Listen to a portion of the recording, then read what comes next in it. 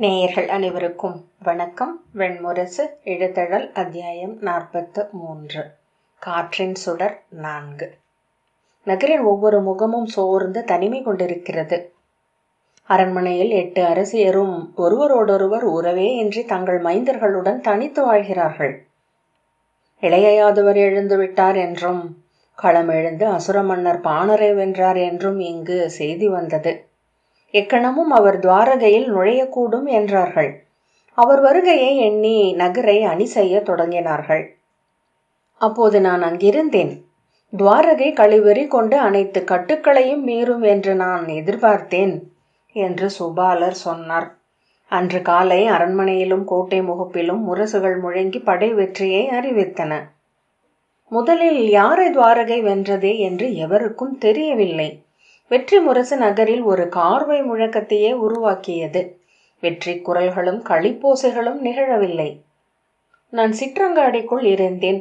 முரசொலி கேட்டதுமே போர் முரசா என்று கேட்டபடி வெளியே வந்தேன். பின்னர் மைய தெருவிற்கு வந்து பார்த்தபோது படை வீரர்களும் துவாரகையின் குடிமக்களும் ஆங்காங்கே கூடி நின்றிருப்பதையே கண்டேன். நகரம் முழங்கிக் கொண்டிருந்ததென்றாலும் அதில் உவகையோ ஊக்கமோ இல்லை என்பதை நான் சற்று பிந்தியே அறிந்தேன்.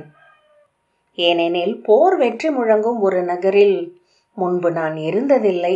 கூடி நின்றிருந்த ஒவ்வொருவரும் தங்களுக்குள் தான் பேசிக்கொள்கிறார்கள் என்று உணர்ந்த பின்னர் இயல்பாக நடப்பவன் போல் ஒரு குழுவை கடந்து சென்றேன்.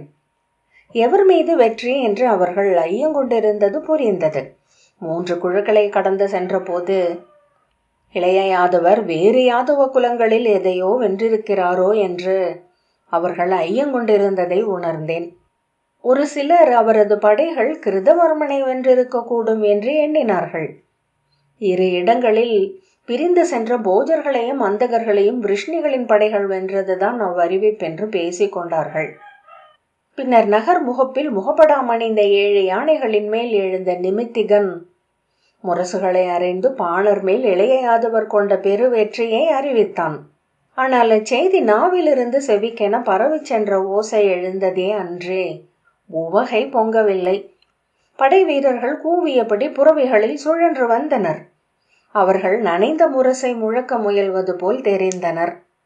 அங்கிருந்த மதுச்சாலை ஒன்றுக்குள் சென்று அருந்தி கொண்டிருப்பவர்களின் ஊடே நானும் அமர்ந்தேன்.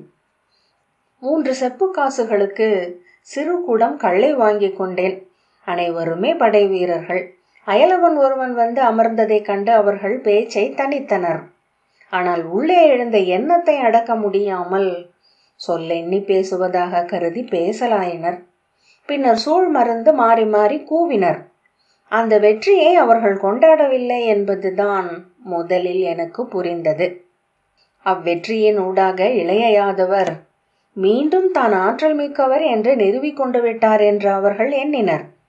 ஆகவே தன் மூத்தவருக்கும் தந்தைக்கும் எதிராக நின்றிருப்பார் என்றனர். யாதவ ஒற்றுமைக்கு இது ஒரு பெரும் தீங்கு. இதுவரை துவாரகையின் அரசர் செய்த பிழைகள் அனைத்தும் தான் வெல்லப்பட முடியாதவர் என்று அவர் எண்ணியதால்தான். சூதர்களின் பாடல்களை மெய் என்று நம்பும் அரசர்களின் வீழ்ச்சி அவரை காத்திருக்கிறது. ஐங்குலத்தை யாதவர்களும் மதுராவின் அரசர்களும் மேல மேல சொல்லியும் அவர் செவி கொள்ளவில்லை. இவ்வெற்றி அவரை மேலும் பொய் நம்பிக்கை கொண்டவராக்கும் என்றார் முதிய வீரர் ஒருவர். மீறி விரிவது விரிசலிட்டு சரியும் என்பது நேரி என்றார் ஒருவர். துவாரகை முற்றழிய வேண்டும் என்று தெய்வங்கள் எண்ணுகின்றன என்றால் நாம் ஒன்றும் செய்ய இயலாது. நம்மை சூழ்ந்து நாம் அறியாது புன்னகைக்கும் தெய்வங்களே அவரை அப்போரில் வெற்றி கொள்ள செய்தன என்றார் ஒருவர்.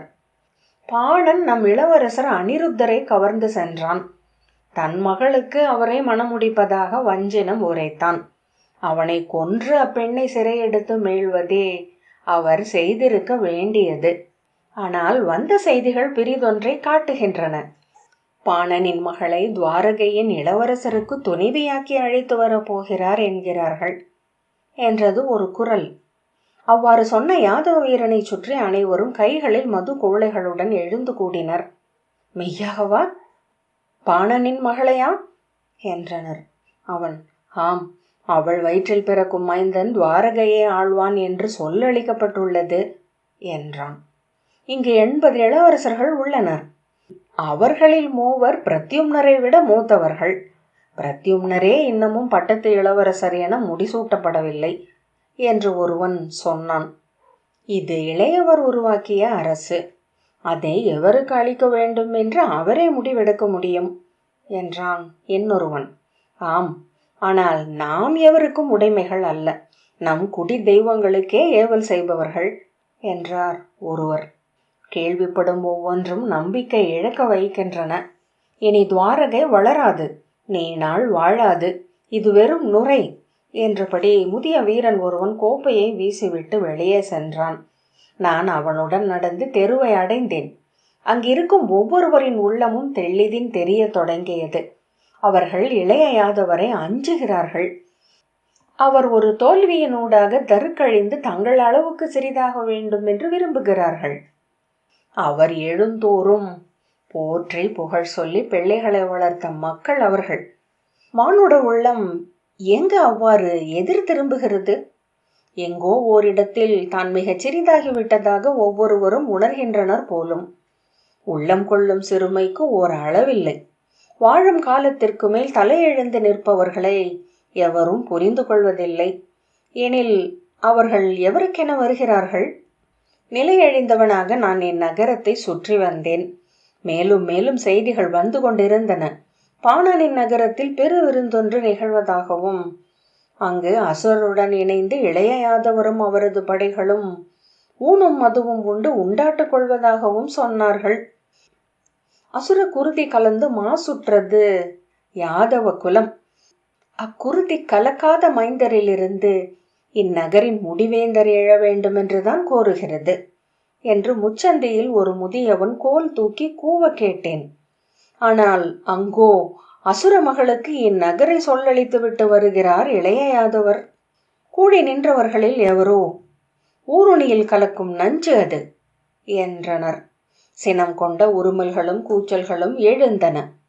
கேலி சிரிப்பாகவும் ஏளன சொல்லாகவும் சூழ்ந்தது அவர்களின் கசப்பு. மறுநாள் அரண்மனையிலிருந்து ஆணை வந்தது, நகர் அணி கொள்ளும்படி. இளைய யாதவர் ஓரிரு நாட்களுக்குள் நகர் நுழைவார் என்று அறிவிக்கப்பட்டது. 13 ஆண்டுகளாக இங்கு சுவரில் சுண்ணம் பூசப்படவில்லை. தூண்களும் சட்டங்களும் வண்ணமிழந்தன. படிகள் உடைந்தும் பாதைகள் கல் சரிந்தும் மட்கின. உப்பரித்த சுவர்கள் தூய்மைப்படுத்தப்படாமல் இந்நகரம் ஒளி எழுந்திருந்தது. ஆணி வந்த அன்றே செப்பனிடும் பணிகள் தொடங்கின. பல 100 பணியாளர்கள் நகரெங்கும் பரவினர். கண்ணெதிரில் மங்கிய பழைய ஓவியம் வண்ணம் கொள்வது போல் நகர் புதியதாகி எழுந்து வந்தது. ஒவ்வொரு மாளிகையையும் முன்பிருந்த வடிவில் கண்டபோதுதான் அவ்வடிவில் நினைவில் இருந்ததையே நான் அறிந்தேன். மீளுரு கொண்ட நகரினூடாக சுற்றி வருகையில் மக்கள் உவகையில் பங்கெடுக்கவில்லை என்பதை கண்டேன். அவர்கள் புத்தாடை அணிந்து கொண்டார்கள். இல்லங்களுக்கு முன் தோரணங்களும் அணித்தூண்களும் அமைந்தன. கொடிகள் அனைத்தும் புதிதாக எழுந்து பறந்தன. ஆனால் இளைய யாதவர் வருகையை அவர்கள் எதிர்பார்க்கவில்லை என்று தோன்றியது. நாள் என அவர் வரவில்லை என்னும் செய்தி வருந்தோறும் அவர்கள் ஆறுதல் கொள்கிறார்களோ என்று ஐயம் கொண்டேன். சென்ற 2 மாதங்களாக அந்நகரம் அவ்வாறே இருக்கிறது என்றுதான் நான் அறிந்தேன். இப்போது நாம் செல்கையில் நகர் புதிதென மிளிரும். ஏனெனில் அதை ஒருக்கும் கலிங்கச் சிற்பிகள் முதுமகளை கண்ணியாக்கும்படி தொழில் அறிந்தவர்கள். தெருக்களில் சென்றால் முதல் நோக்கில் ஒவ்வொன்றும் சரியாக இருப்பதை போலத்தான் இருக்கும். ஒரு பிழையை கண்டுவிட்டால் ஒவ்வொன்றும் பிழையென தெரிய தொடங்கும். இளைய சத்திரியர்களே, விட்டு சென்ற இடத்திற்கு இளைய யாதவர் திரும்பி வர போவதில்லை. பாண்டவர்கள் விராட இளவரசியின் மைந்தனை அரசனாக்குவதாக சொல்லளித்திருப்பதே என்று கேள்விப்பட்டேன். துவாரகையை சோர்வுறு செய்யும் செய்திகளில் ஒன்று அது. இங்கு அசுரன் மகள், அங்கு நிஷாதன் மகள். குலம் என்பது பொருளிழந்து வருகிறதா என்று யாதவ மூத்தார் ஒருவர் சிறு மன்றொன்றில் கேட்டார். கூடியிருந்த எவரும் மறுமொழி சொல்லவில்லை. ஒருவர் மட்டும் நெடுநேரத்திற்கு பிறகு மெல்லிய முனகலாக, ஊழதுவென்றால் நாம் என்ன செய்ய உள்ளது என்றார்.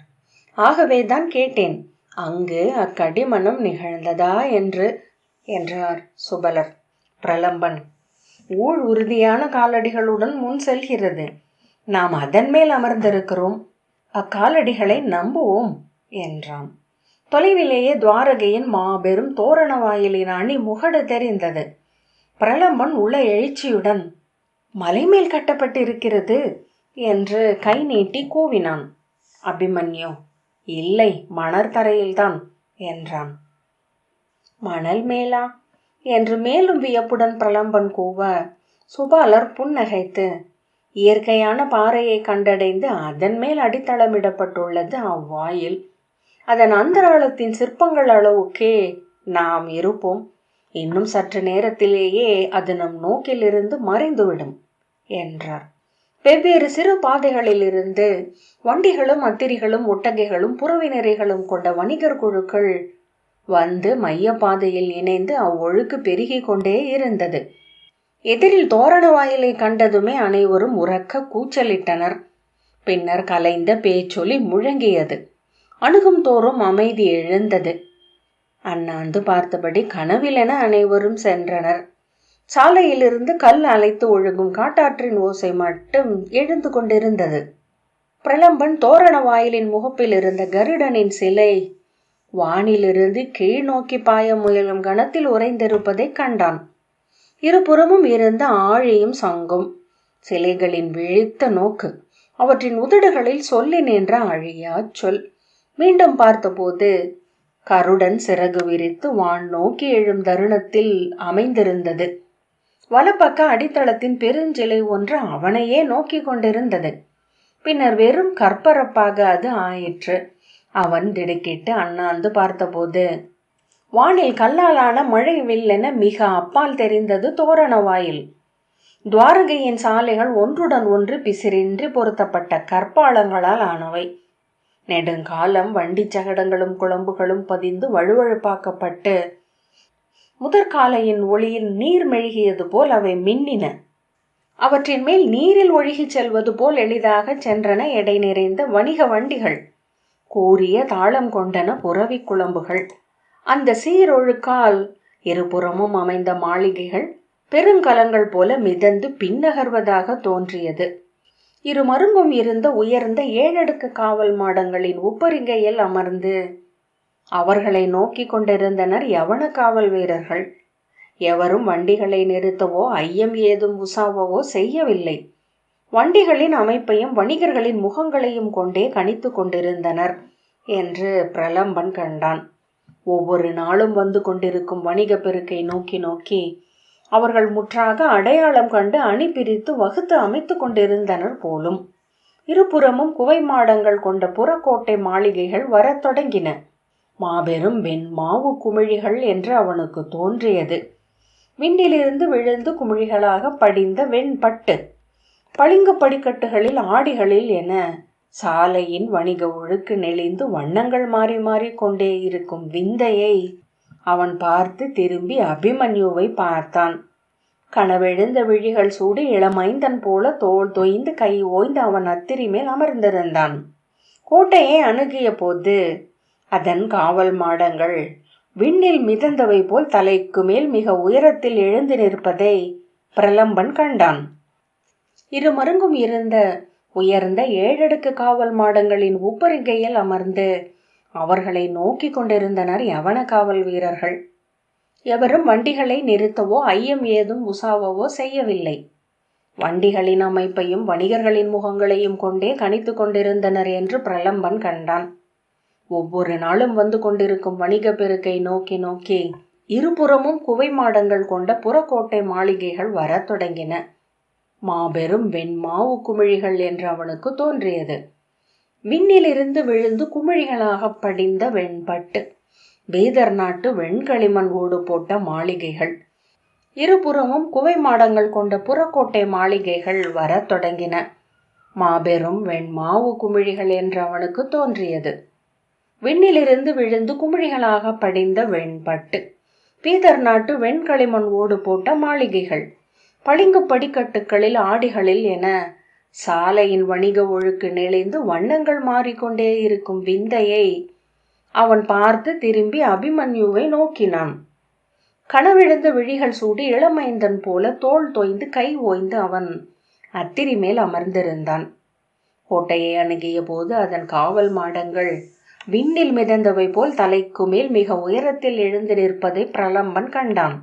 செந்துகில் உரை மூடிய பெருமுரசுகளும் இரவில் எரிந்து அணைக்கப்பட்ட மீன் எண்ணெய் பந்தங்கள் பொருத்தப்பட்ட பித்தளை தாங்கி கொத்துக்களும் இருந்தன. ஒவ்வொரு காவல் மாடத்திற்கு கீழும் 10 புறவிகளுக்கு அருகே தொடுத்த வில்லுடன் காவல் வீரர்கள் காத்திருந்தனர்.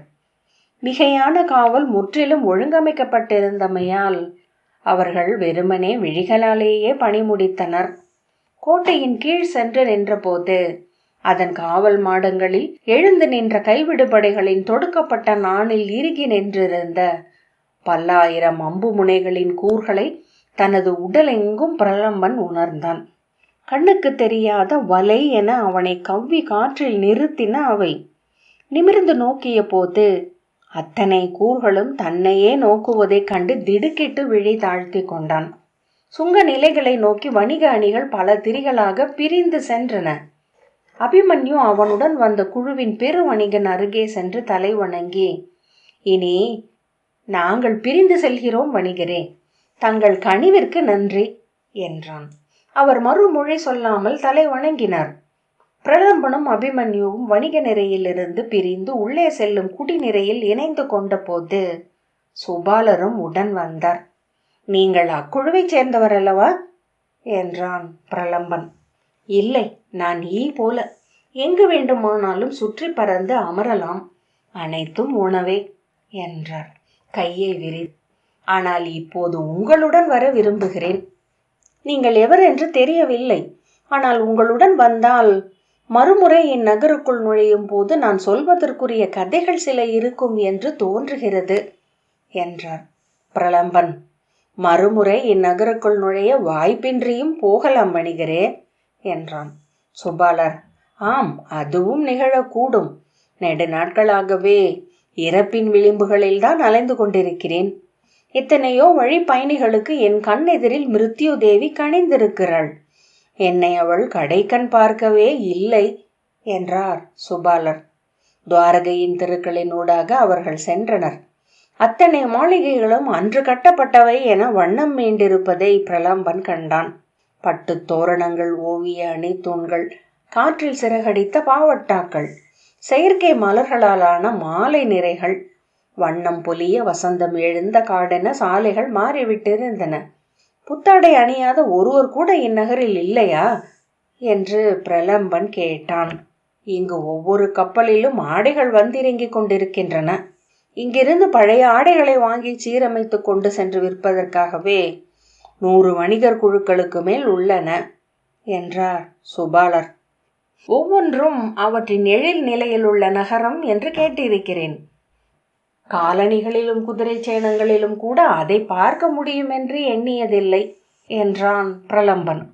வணிக கூச்சல்களும் கெடுமணங்களும் பல நாட்டு இசையும் நறுமணங்களும் கலந்த காற்று அலையடித்த அங்காடி தெருவில் கூல வகைகளும் உணவுகளும் மணிப்பொருட்களும் ஆடைகளும் படைக்கலங்களும் நோக்கு திசையெங்கும் குவிந்திருந்தன. பொருள் கொள்ளும் வண்ணங்கள் அனைத்தும் ஒருங்கு திரண்டு விழிகளை முற்றிலும் நிறைத்த தெருவினூடாக விழி மலைத்து சென்றனர். ஒவ்வொன்றும் சித்தம் திகட்டும் மிகை. ஆளுயரத்திற்கு குங்குமத்தை குவித்து வைப்பார்கள் என்று சூதரும் சொன்னதில்லை என்று பிரலம்பன் சொன்னான். ஒருவரோடொருவர் தோள் முட்டி உடல்கள் ததும்ப பொதிகளுடனும் பைகளுடனும் மக்கள் பொருட்களை வாங்குவதற்காக சென்றனர். ஒரு நோக்கில் அங்கிருந்த அனைவருமே வளைவுக்குள் வந்தடிக்கும் கடல் அலையின் நுரை என நின்ற இடத்திலேயே சுழித்து ததும்புவதாக தோன்றியது. வண்ண தலைப்பாகைகளின், மின்னும் மேலாடைகளின், பறக்கும் ஆடைகளின் நுரை தெரிப்புகள் அங்குள்ள விலங்குகளும் நெறிக்கும் மக்களிடையே செல்வதற்கு பழகிவிட்டிருந்தன. புறவிகளும் அத்திரிகளும் மெல்ல செருக்கடித்தும் மூச்சு சீரியும் மக்களை விலக்கி எவரையும் மிதிக்காமல் காலெடுத்து வைத்து கூட்டத்தை கீறி வகுந்து அலைமேல் அசைவில்லாத அன்னங்கள் என ஒழுகிச் சென்றன. எண்ணீரா கணம் ஒன்றில் பிரலம்பன் அரை விழியால் வலப்பக்கம் ஆழத்தில் தெரிந்த மாபெரும் துறை மேடைகளை பார்த்தான். அவன் புறவியிலிருந்து விழாமல் கடிவாளத்தை பற்றியபடி கை சுட்டி துறை மேடைகளை காட்டி வாயை அசைத்தான். சுபாலர் புன்னகையுடன், ஆம், பாரத வருஷத்தின் மாபெரும் துறைமுகம் இதுவே. இப்பாரத பெருநிலத்தில் உள்ள அனைத்து துறைமுகங்களையும் ஒன்றாக சேர்த்தால் இதன் அளவிற்கு அமையாது. 12 துறை மேடைகளில் எடைத்துலாக்கள் சுழன்று பொதிகளை இறக்கி வைத்துக் கொண்டிருந்தன. கொடுக்கு அசைக்கும் நண்டு கூட்டம் போல என்று பிரலம்பன் எண்ணினான். துலாக்கோல் சூடிய பெருங்கலங்கள், முள் கொம்பசைக்கும் நத்தைகள். அதை எண்ணியது தன்னுள் வாழும் இளமைந்தன் என்று உணர்ந்த போது புன்னகைத்தான். துறைமேடை அருகே நின்றிருந்தது மாபெரும் பீதர்களம். அத்தனை உயரத்தில் இருப்பதை நோக்கிய போது விழி நிறைக்கும் பேருரு கொண்டிருந்தது. கீழிருந்து நோக்கு தொட்டு அவன் எண்ணிய போது 18 அடுக்குகளாக அதன் சாளர நிறையின் கோடுகள் தெரிந்தன. அதன் கொடிமரம் உயர்ந்து எரியுமிழும் முதலை பாம்பின் உருவத்துடன் காற்றில் படபடத்தது. கீழே சிம்ம நாகமும் முதலை நாகமும் ஆளி நாகமும் பொறிக்கப்பட்ட 108 கொடிகள் பறந்தன. அதன் அருகே நின்ற பிற கலங்கள் யானையை சூழ்ந்து பன்றிகள் நிற்பது போல் மெல்ல அலைகளில் அசைந்து கொண்டிருந்தன. துறை மேடைகளிலிருந்து வண்ண எறும்பு நெறிகள் போல கிளம்பிய பொதி வண்டிகளின் 12 திரிகள் இரு திசைகளிலாக ஒழுகி சென்று கொண்டிருந்தன. அந்நகரம் மாபெரும் திகிரி என மெல்ல திரும்பிக் கொண்டிருப்பதாக அவன் விழி மயக்கம் கொண்டான். இங்கிருந்து துறைமேடை வரை செல்லும் சாலைகள் புறவிகள் விரைந்திறங்குவதற்கு உகந்தவை. ஆளொழிந்த பின்னிரவுகளில் வீரர்கள் அவற்றை பயில்வதுண்டு என்றார் சுபாலர் முகம் மலர்ந்து நோக்கியபடி. விண்ணிலிருந்து இறகென சுழன்றிருங்குவது போல் இருக்கும் என்றான் பிரலம்பன். இந்நகரமே ஒரு பெரும் சுழல் திகிரி. அனைத்து சாலைகளும் சுழன்று நகர் உச்சியில் அமைந்துள்ள மைய மாளிகை நோக்கி செல்கின்றன என்று சுபாலர் சொன்னார். அது இளைய யாதவரின் மாளிகை. இப்போது அங்கு எவரும் இல்லை. அனைத்து சாலைகளும் சுழன்று நகர் உச்சியில் அமைந்துள்ள மைய மாளிகை நோக்கி செல்கின்றன என்று சுபாலர் சொன்னார். அது இளைய யாதவரின் மாளிகை. இப்போது அங்கு எவரும் இல்லை. திகைப்புடன், ஏன் என்று பிரலம்பன் கேட்டான். 8 அரசியரும் தங்கள் தனி மாளிகையில் விலகிச் சென்று தங்கியுள்ளனர். இந்நகரம் விழிக்கு ஒற்றை திகிரி என தோன்றுகிறது. உண்மையில் இது 8ஆக பகுக்கப்பட்டுள்ளது. அறிந்திருப்பீர்கள், இளைய யாதவருக்கு 8 துணைவியரிலாக 80 முதன்மை மைந்தர். அவர்கள் இந்நகரை பிரித்து ஆள்கிறார்கள் என்றார் சுபாலர். நகரின் மைய பகுதி சத்யபாமையாலும் ருக்மிணியாலும் இணையாக பகுக்கப்பட்டுள்ளது. அவர்களின் மைந்தர்கள் அங்கே ஆட்சி செலுத்துகிறார்கள். துறை மேடைகளை ஜாம்பவதியின் மைந்தர்களும் மித்ரவிந்தியின் மைந்தர்களும் ஆள்கிறார்கள். வணிகர் பகுதிகளை லக்ஷ்மணையின் மைந்தர்கள் ஆள்கிறார்கள். பத்ரையும் நக்னஜித்தியும் அங்காடிகளை பகிர்ந்து கொண்டிருக்கிறார்கள். காளிந்தியின் மைந்தர் எல்லைப்புற காடுகளில் இருக்கிறார்கள். அவர்கள் ஒன்று கூடுவதே இல்லையா என்று பிரலம்பன் கேட்டான். இளைய மைந்தரின் ஊடாக ஒருவருக்கொருவர் செய்திகளை பரிமாறிக்கொள்கிறார்கள் என்று கேட்டேன். 13 ஆண்டுகளாக 8 அரசியரும் ஓரிடத்தில் கூடி விழி பரிமாறி சொல்லாடியதாக எவரும் சொல்லி கேட்டதில்லை. பிரலம்பன், எப்படி ஒருங்கிணைக்கப்படுகிறது இந்நகரம் என்று வியந்தான். அமைச்சர்கள் ஒன்றாகவே இருக்கிறார்கள். இளைய யாதவரின் கோகுலத்து தோழர்கள் இன்றும் பிளவுபடாத உள்ளத்துடன் ஒன்றுபட்டிருக்கிறார்கள். பிரலம்பன் சில கணங்களுக்கு பின், ஆம், இப்போது இந்நகரம் தனிப்பிரிவுகளாக தெரிய தொடங்கிவிட்டது. அங்கே துறைமேடை 2 பகுதிகளாக வெவ்வேறு வண்ண கொடிகளுடன் உள்ளது. துறைமேடையின் வலப்பக்கம் நன்கு ஆளப்படுகிறது. இளைய மைந்தரினூடாக ஒருவருக்கொருவர் செய்திகள் பரிமாறிக்கொள்கிறார்கள் என்று கேட்டேன். 13 ஆண்டுகளாக 8 அரசியரும் ஓரிடத்தில் கூடி விழிபருமாறி சொல்லாடியதாக எவரும் சொல்லி கேட்டதில்லை. பிரலம்பன், எப்படி ஒருங்கிணைக்கப்படுகிறது இந்நகரம் என்று வியந்தான். அமைச்சர்கள் ஒன்றாகவே இருக்கிறார்கள். இளைய யாதவரின் கோகுலத்து தோழர்கள் இன்னும் பிளவுபடாத உள்ளத்துடன் ஒன்றுபட்டு இருக்கிறார்கள். பிரலம்பன் சில கணங்களுக்கு பின், ஆம், இப்போது இந்நகரம் தனிப்பிரிவுகளாக தெரிய தொடங்கிவிட்டது. அங்கே துறைமேடை 2 பகுதிகளாக வெவ்வேறு வண்ண கொடிகளுடன் உள்ளது. துறைமேடையின் வலப்பக்கம் நன்கு ஆளப்படுகிறது.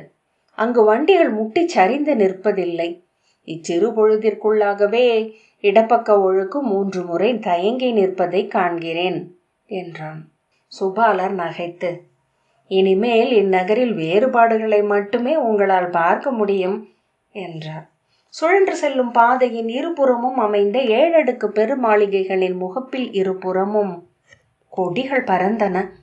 ஒவ்வொரு மாளிகையின் முன்பும் செம்பட்டு திரைச்சீலை நெளிந்த தேர்களும் பல்லக்குகளும் நின்றிருந்தன.